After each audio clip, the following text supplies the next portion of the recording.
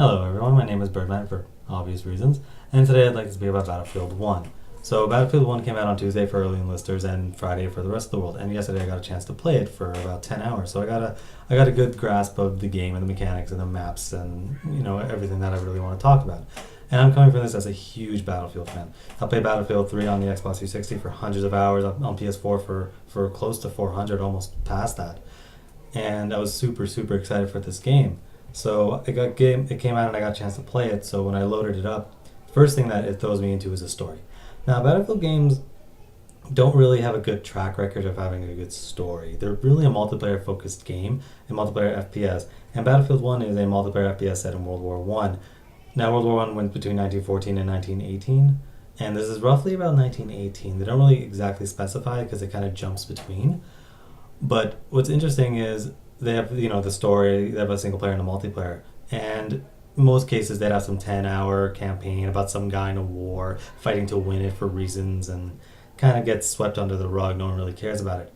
So with this, what they did is they kind of made these little war stories. They're called war stories, and there's about 5 of them, and there's 5 different characters. They don't really interact from what I can tell, but they're all their own stories throughout the war and kind of how they felt about the war. And it's interesting because World War One, it was the first time the world was ever at war, and it changed everything. Empires fell, terrain was destroyed, Europe was devastated, and it set so much things up that led up to modern society. Like, it was the fall of the old empire, kings, queens, castles, sieges. That was gone, and now it led more into what we know as this modern warfare. And these stories kind of exemplify that.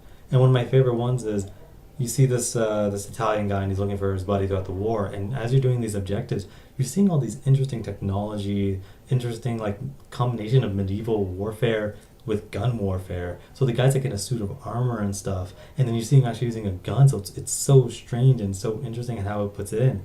And having these small little concise stories really makes it, I think, better than trying to have some long campaign. Because a long campaign, if you don't care about the character, it's utterly pointless. But having 5 or 6 small stories that are about maybe 45 minutes to an hour each makes it better, because it's oh, I don't like this story, but I love this one, and I really like that one. So it gives more of a sample size, or more of a kind of gauge of how much you like the story, which you could be I like this campaign and I like that campaign. So I really hope that a lot of games kind of take this idea as far as if you're a multiplayer game, make your single player campaign small little bite-sized pieces. I think it works really well. But the meat of the review and the meat of the game is obviously the multiplayer.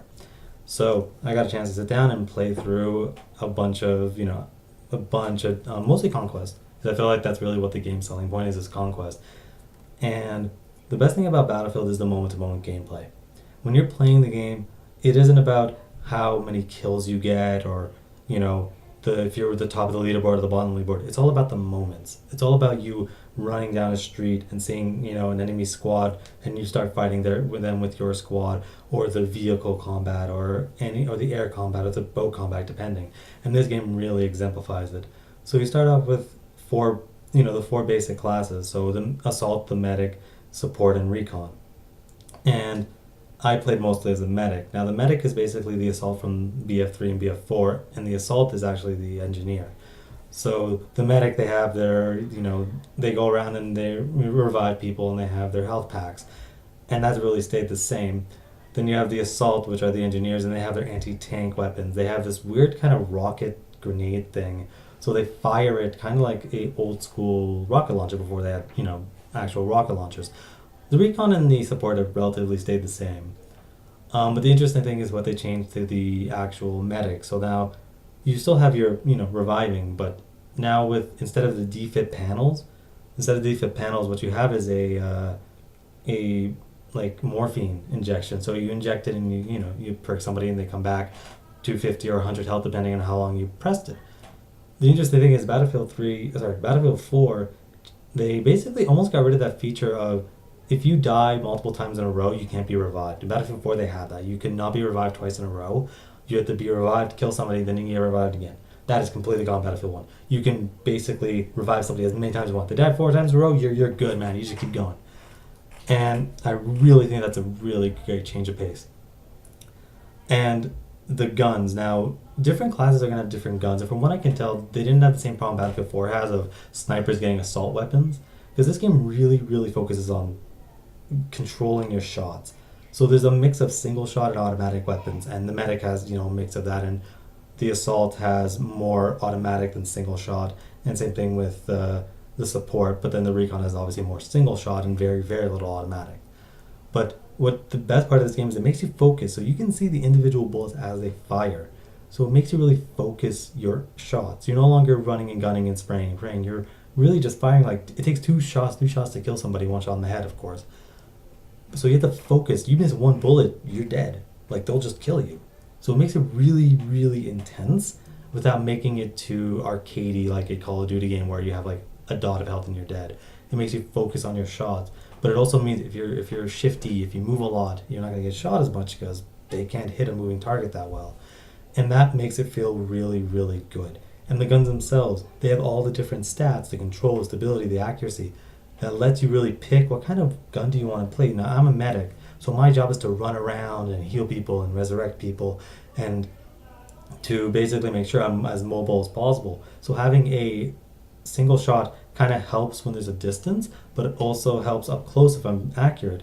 But then that's what the pistol's for. It has a faster firing, so up close and personal, I prefer to use a pistol than a rifle. And then you have the automatic for in case you're not too good at single shotting, you can just use your automatic, and it goes not as fast as anything in a modern game, obviously, but it's much faster than if you were to just press the trigger a bunch of times. But even then, you still see the bullet, so it's still very focused on control. So focused on the player actually using the gun. So there's no quote-unquote best gun in the game. There might be the gun with the best stats, but if you're a moron, you're obviously not going to be able to use it. But then you can have the shittiest one-shot gun in the game, but also know what you're doing if you're careful. And that's what I think really makes Battlefield a great game. Like almost all the Battlefield is the fact that it really focuses on how the player plays the game as opposed to what the best gun or the best loadout is.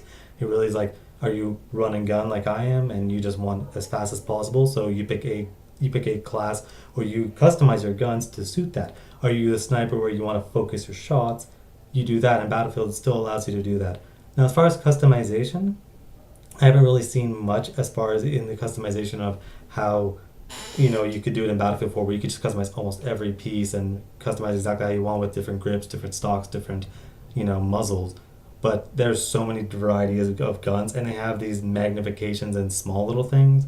So with the amount of guns that have varying different stats and all of the small customization, it really does feel like a full game. Now, all that is all good, but one of the biggest portions of a Battlefield game has to be the maps. If the maps suck, the game almost falls apart. And this, I'm glad to say, some of the best maps that DICE has ever built. Like on par with Battlefront's map. Battlefront's maps are awesome. Despite how little there are of them, the Battlefront maps are really well built, and this is just a step above. Now, the beta played a really bad map. Now, the objectives themselves are fine. The stuff you have to capture were fine. But the problem was you'd have an objective at some point, and then it'd be like 500 fucking years between that and the next one. So it makes it like you're spending like 5 minutes fucking walking, or you're waiting for somebody to drive past you in a tank, or hoping a vehicle comes by. And it really slowed down the gameplay. But luckily, the other like 6-7 maps do not have that problem. They're all beautifully intricate. They're all grandiose in their scale, but also feel that they're done well, so that the amount of people that they have fits the map perfectly. Much unlike Battlefield 4, which had too much space and not enough people. There's a lot of space, but it's built towards having the amount of people, which is 64. Because what it does is it has a lot of open spaces, but then it has a lot of close quarters maps. So close quarter objectives. So you have like C and D are like open, but then A and B and E are close quarters. So you get a mix of across the way sighted gameplay, but then you have the up close and personal. You're in a hallway or you're in some sort of like trenches. So it makes it really feel like you're actually playing like. It's so strange. It's almost like you're playing a single-player campaign in a multiplayer game because of how intricate and close everything is. So you're not fighting with people kind of running around. You're fighting people taking cover and actually using the environment to make sure that they stay alive. And I think that's really the best part of the game. Because the gunplay is fine, but then if you have the gunplay in a boring map, like Battlefield 4 has great gunplay, but the base maps are awful. So it takes away from the game a little bit.